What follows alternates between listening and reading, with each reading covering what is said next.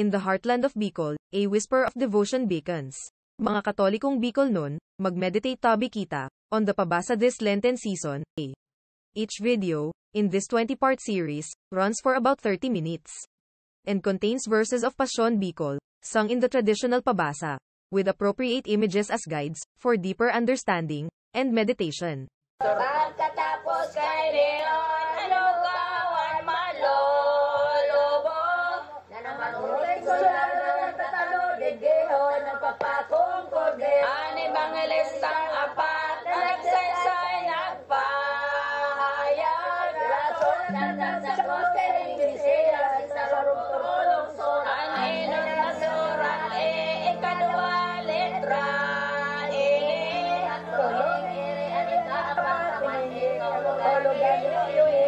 If you ever long to touch the essence of your faith, to feel the weight of each word, as it resonates through your very being, then Passion Bicol video series is for you.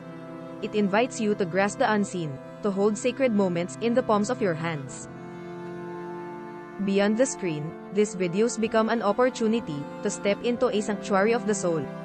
Find solace in the silence, as the voices guide you through the labyrinth of emotions concealed within the verses. Are you ready to be enfolded in the sacred aura of Passion Bicol? Join us on this pilgrimage of the unseen, where the echoes of devotion become a timeless melody in the heart of Bicol. Don't miss any video on this 20-part series. No!